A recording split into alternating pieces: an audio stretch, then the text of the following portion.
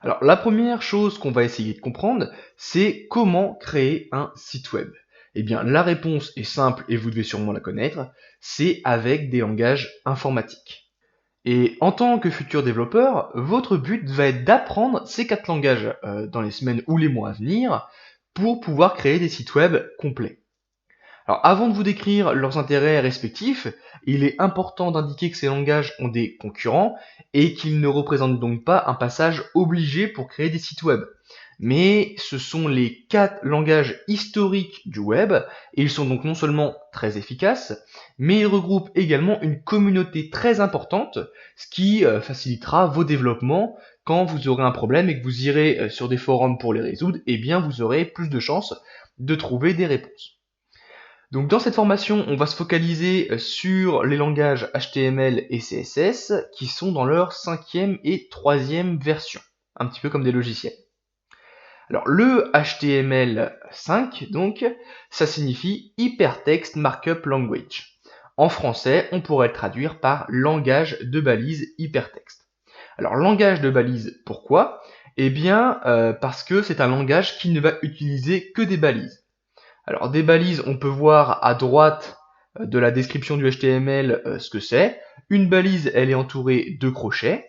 Elle peut ou pas comporter des attributs qui peuvent ou pas, encore une fois, avoir des valeurs. Et au sein de la balise qu'on appelle donc balise d'ouverture et de la balise de fermeture qui contient un slash, eh bien on aura un contenu spécifique. Et donc le langage HTML, il ne se résume qu'à ces balises. On aura un texte normal, comme on peut l'avoir sur Microsoft Word par exemple, sauf que celui-ci sera entouré de plein de balises qui nous aideront en fait à comprendre ce qui est contenu au sein d'elle. Et donc comme je vous le définis, on va faire ça un peu plus propre, le langage HTML est un langage de balise qui représente les pages web en structurant les données, donc ça c'est ce que je viens de vous dire, et qui permet également d'inclure des ressources multimédia. Donc quand sur un site vous avez une image, une vidéo, un formulaire, etc., eh bien c'est HTML qui l'a inclus. Alors il est non seulement utile pour les développeurs, puisqu'il nous permet de structurer nos documents HTML, il est utile pour les navigateurs, parce que vous allez voir dans les prochaines vidéos que les navigateurs appliquent des styles par défaut aux différents éléments HTML qu'on peut avoir. Par exemple, il y a une balise en HTML qui permet de créer des titres. Eh bien, quand on utilisera des balises pour créer des titres, eh bien le contenu qui est au sein de ces balises s'affichera en grande taille, en gras, pour montrer que c'est un titre. Eh bien ça, ce sont les styles appliqués par défaut par les navigateurs, donc le langage HTML est utile aux navigateurs. On verra d'ailleurs parfois que ces styles par défaut peuvent être assez ennuyeux pour les développeurs. Et enfin, et c'est peut-être même le plus important, il est très utile pour les moteurs de recherche. Parce que les moteurs de recherche, donc comme Google, Yahoo, etc., ou Bing, se servent en particulier de votre HTML pour comprendre ce que votre site comporte. Puisque en fait ce sont des robots qui viennent visiter votre site web une fois qu'il est mis en ligne, et ces robots vont s'attarder sur la syntaxe, sur la sémantique de votre site web.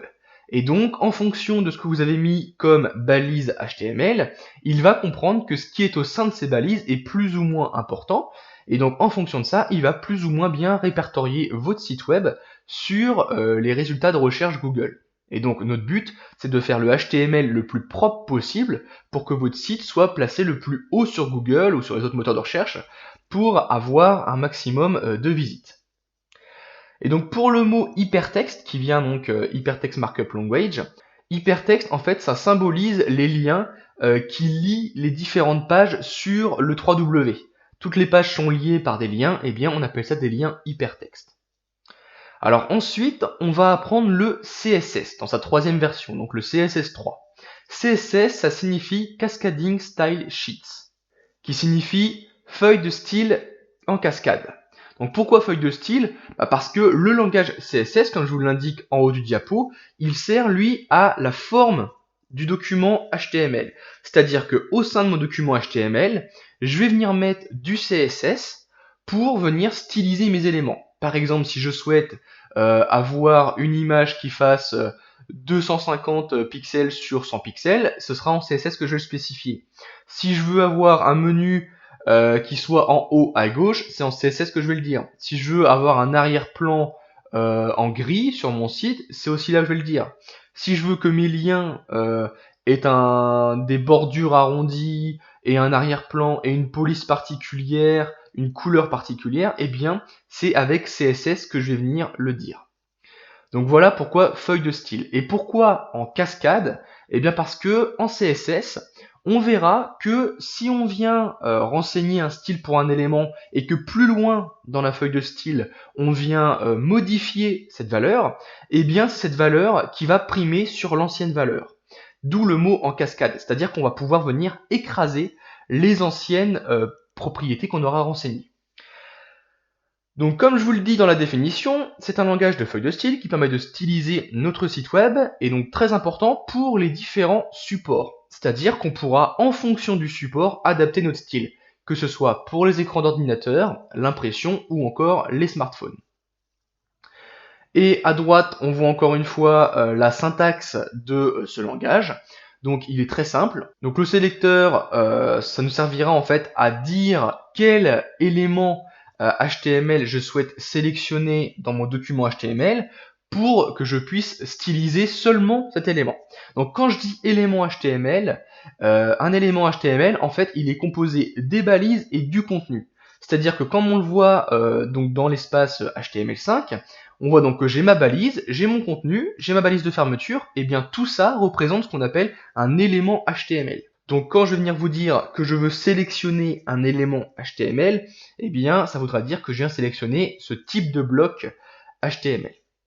Donc j'aurai mon sélecteur, j'aurai une accolade ouvrante, une accolade fermante, et au sein de ce bloc de déclaration, j'aurai différentes propriétés que je pourrais venir modifier ou initialiser avec des valeurs qui leur seront propres. Mais on verra ça un petit peu plus tard. Alors, comme vous le voyez, on a également deux autres langages qui seront intéressants pour la suite de votre apprentissage, qui sont JavaScript et PHP. Alors, le JavaScript vous permettra de créer du contenu interactif avec vos visiteurs, avec par exemple des systèmes de discussion instantanée comme sur Facebook, créer des boutons j'aime, créer voilà tout ce type de contenu un petit peu interactif, on viendra le créer via JavaScript. Le HTML en complément de CSS et JavaScript nous permettra de créer des sites qu'on appelle sites web statiques, c'est-à-dire des sites web dont le contenu ne variera pas.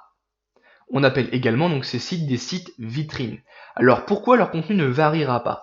Eh bien parce que la seule façon de faire varier le contenu sur un site web qui ne contient que du HTML, du CSS et du JavaScript, c'est de venir modifier directement le code source, c'est-à-dire le code qui est contenu dans le document HTML. Ce qui n'est pas très pratique quand on met souvent un site à jour. Mais pour un site web dit donc vitrine, un site web par exemple qui sert à présenter une entreprise et donc qui ne changera pas beaucoup, eh bien c'est très intéressant de pouvoir créer des sites web statiques. Alors, si vous ne voulez pas d'un site web statique et que vous voulez pouvoir mettre à jour votre site web via par exemple une interface d'administration, eh bien le PHP va vous permettre de dynamiser votre site web en faisant le lien entre le site web et la base de données dans laquelle sont contenus par exemple des articles de blog, les messages d'un forum, les données contenues dans l'espace personnel des membres inscrits sur mon site, donc par exemple leur identifiant, leur mot de passe, leur adresse. Et donc le PHP va non seulement permettre de récupérer ces données, mais également de les afficher sur mon site. C'est en cela que notre site web sera dit dynamique, puisque son contenu pourra varier sans toucher une seule ligne de code HTML dans mon code source. Vous aurez donc compris que site web statique s'oppose à site web dynamique. Donc voilà pour la présentation de comment créer un site web, donc avec des langages informatiques. On a vu que le HTML et le CSS servent respectivement à créer le fond et la forme de mon site. Donc le fond, c'est-à-dire le contenu qui sera sur mon site, tout le texte, qui sera donc bien structuré par des balises HTML. Et ensuite, on viendra sublimer tout ça, styliser tout ça avec le langage CSS. Pour créer des interactions avec mon visiteur avec donc des discussions instantanées, des sliders, des boutons j'aime ou autres, eh bien on devra utiliser le JavaScript que je décrirai dans une prochaine formation. Et sinon, si vous voulez pouvoir créer des forums, des espaces membres, des espaces administrateurs, des blogs, eh bien il vous faudra utiliser PHP pour créer un site web dynamique. Donc maintenant qu'on sait vers où on va, et donc on va apprendre le HTML et le CSS, eh bien on va voir, avant de s'attaquer à nos premières lignes de code, les outils indispensables pour pouvoir travailler en tant que développeur.